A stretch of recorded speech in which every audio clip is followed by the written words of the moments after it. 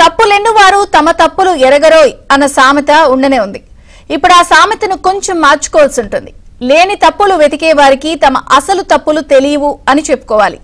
ఏపీలో నిన్నటి ప్రభుత్వ పక్షం ఇప్పుడు ప్రతిపక్ష హోదా కూడా లేని రాజకీయ పక్షం ఆరోపణలు చేయడంలో నంబర్ 1 గా మారింది.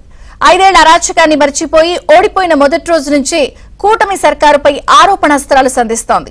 చివరకు ఉచిత ఇసుకలో కూడా లంచాలు వేదికే పని మొదలుపెట్టేసింది.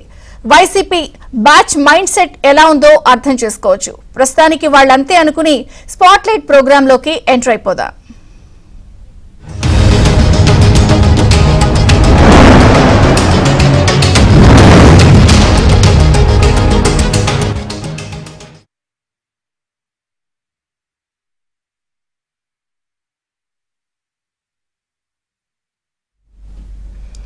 ఆంధ్రప్రదేశ్ లో ఇసుక ఉచితమేనా?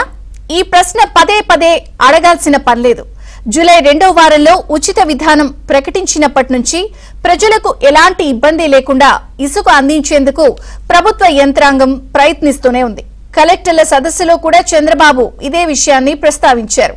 పైగా సచివాలయంలోనే ఇసుక బుక్ చేసుకునే అవకాశాన్ని కల్పించబోతున్నట్లు చెప్పారు.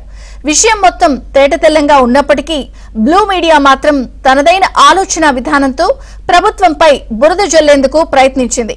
ఇసుక ఇంటికి చేరేందుకు అయ్యే ఖర్చు కంటే అనేక రెట్లు ఎక్కువ వసూలు చేస్తున్నట్లు ప్రచారం చేయబోయి అభాసు పాలైంది. ఎంతైనా బ్లూ మీడియా కదా, బుద్ధి మారదు.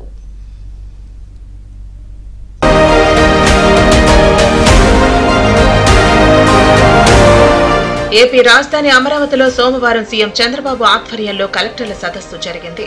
అప్పుడు మైనింగ్ తో పాటు ఉచిత ఇసుక ప్రస్తావనకు వచ్చింది. ఉచిత ఇసుక విధానాన్ని సమర్థంగా అమలు చేసేందుకు ప్రయత్నిస్తున్నామని అధికారులు సీఎం దృష్టికి తీసుకువెళ్లారు.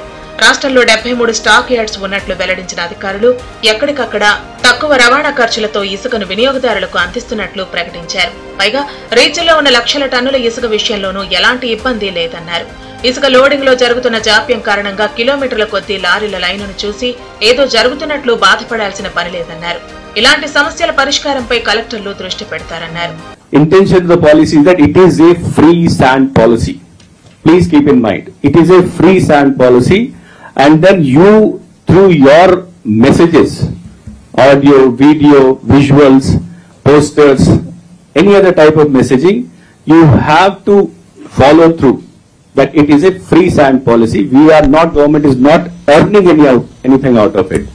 In fact, I would like to say that the prices that those prices, 250 rupees, 270 rupees in districts, are on a very low side as compared to what was being sold previously.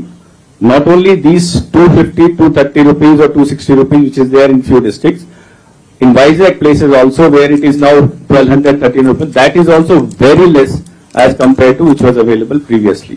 ఉచిత ఇసుక విధానం ప్రారంభించినప్పటి నుంచి పారదర్శకంగానే పనులు కొనసాగుతున్నాయి. రాష్ట్ర వ్యాప్తంగా భవన నిర్మాణ రంగానికి ఇబ్బంది లేకుండా అవసరమైన ఇసుకను అందుబాటులోకి ఉంచేందుకే రాష్ట్ర ప్రభుత్వం ప్రయత్నిస్తోంది. గత ప్రభుత్వ హయాంలో ఇసుక దొరక్క ప్రజలు పడిన ఇబ్బందులు, నిర్మాణ రంగ కార్మికుల కష్టాలను గుర్తించి మళ్లీ ఆ పరిస్థితులు రాకుండా ప్రభుత్వం జాగ్రత్త పడుతోంది. నిజానికి 2014లో అధికారానికి వచ్చినప్పుడే చంద్రబాబు ప్రభుత్వం ఉచిత ఇసుక విధానం తీసుకొచ్చింది. 2019లో మాత్రం జగన్ ప్రభుత్వం పాత విధానాన్ని రద్దు చేసి ఇసుకను విక్రయించే ప్రక్రియకు శ్రీకారం చుట్టింది. జనం జేబులు ఖాళీ చేసింది.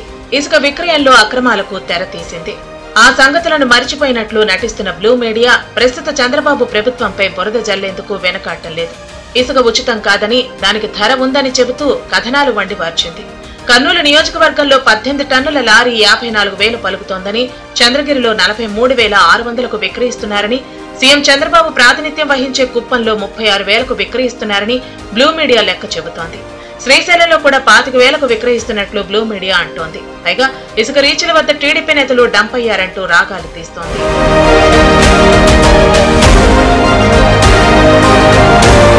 క్షేత్రస్థాయిలో వాస్తవాలకు బ్లూ మీడియా దుష్ప్రచారాలకు పొంతనలేదని ఎవరిని అడిగినా తెలిసిపోతుంది.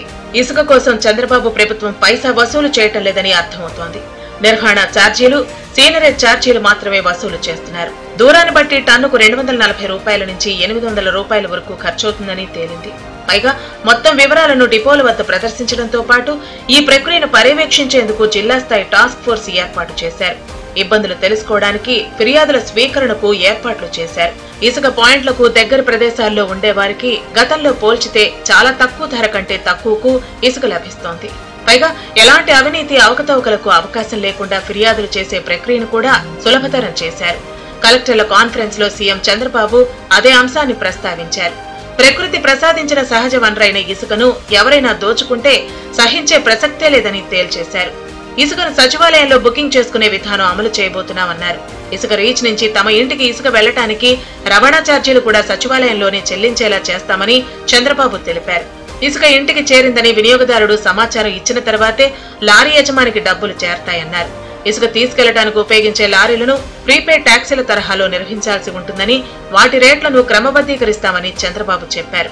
There is no tolerance, zero tolerance on free sand. నేను డిప్యూటీ సీఎం ఇద్దరం కూడా చాలా స్పష్టంగా చెప్పాం. We're making again defective policies ఉండి మీరు ఫంక్షనాలిటీలో ఇబ్బంది వస్తే చాలా సమస్యలు వస్తాయి. కొన్ని ప్రాంతాల్లో కన్జ్యూమరే నేరుగా పోయి తీసుకోగలుగుతాడు, ఎక్కడ చిన్న చిన్న చెరువులు ఉన్నా లేకుంటే ఇంకోటి గాని ఉంటే. విశాఖపట్నం ఒక ఎగ్జాంపుల్. విశాఖపట్నానికి శాండ్ రావాలంటే అది నేరుగా శ్రీకాకుళం నుంచి గాని లేకపోతే గోదావరి నుంచి వెళ్ళాలి. ఇక్కడ మెయిన్ 3 కాంపోనెంట్స్ మనం ఏమన్నామంటే చాలా స్పష్టంగా చెప్పింది. ఫ్రీ శాండ్ ఇస్తున్నాం. కాస్ట్ ఆఫ్ ఎక్సలరేషన్ ఎక్కడ మీరు తీశారో మళ్ళా మెయిన్ సెంటర్ తీసిపెట్టడం కాదు, మెయిన్ రోడ్డు దగ్గర నియరెస్ట్ రోడ్ లో అక్కడే పెట్టాలి శాండ్ రీచ్. మీరు ఎంత పెంచితే అంత ట్రాన్స్పోర్టేషన్ కాస్ట్ పెరిగితే వాళ్ళకి ఏమనిపిస్తుందంటే మనం పెంచామనిపిస్తుంది. వాళ్ళు తీసుకోపోతే అబ్జెక్షన్ లేదు, లేకపోతే ఎక్కడ శాండ్ తీస్తే నియరెస్ట్ పాయింట్ లో మీరు శాండ్ రీచ్ పెడతారు. నెంబర్ 2, ఇది ట్రాన్స్పరెంట్ గా ఎక్స్కవేషన్ కాస్ట్ అవన్నీ చేసి ఏ రోజు ఎంత ఉందో మీరు చెప్పే బాధ్యత మీది. మీడియాకు కూడా ఐడియా ఉండాలి. ఇప్పుడు టుడే ఒకటి, రైనీ సీజన్ అయిన తర్వాత ఇంకొకటి. కన్జ్యూమర్ అనేవాడు అవసరమైంది ఇక్కడ మన దగ్గరకు వచ్చి సచివాలయంలో బుక్ చేసుకుంటారు. డిసిగ్నేట్ 1 పర్సన్ సచివాలయంలో బుక్ చేసుకుంటే డబ్బులు కూడా కడతారు. ఎంత డబ్బులు కట్టాలో ట్రాన్స్పోర్టేషన్ కూడా చార్ట్ ఉంటుంది, కంప్యూటర్ తయారు చేస్తున్నాం. అందులో క్లియర్ గా ఉంటుంది ఎన్ని కిలోమీటర్లు ఎంత అని. దాని ప్రకారం క్లియర్ గా రీచ్ కి అయ్యే కొద్దికి వాళ్ళ ఇంటికి పోవడానికి ఏ పాయింట్ కి పోవాలనో బుక్ చేసుకుంటే నేరుగా అక్కడికి వెళ్తుంది. ముందే డబ్బులు కడతాడు, తర్వాత ఆయన రీచ్ అయ్యిందని చెప్తేనే మనం డబ్బులు రిలీజ్ చేస్తాం. మొత్తానికి సచివాలయాల దగ్గర ఉచిత ఇసుక బుకింగ్ అనేది మంచి నిర్ణయమే. ప్రజలు రవాణా ఖర్చులకు చెల్లించే డబ్బు కూడా అడ్డదారి పట్టదు. పైగా ఎలాంటి పొరపాటు జరిగినా అది సుప్రీంకోర్టు మార్గదర్శకాలను ఉల్లంఘించినట్లవుతుంది. ఇన్ని సంగతులు తెలియక బ్లూ మీడియా ఇష్టానుసారం రాతలకు దిగుతోంది.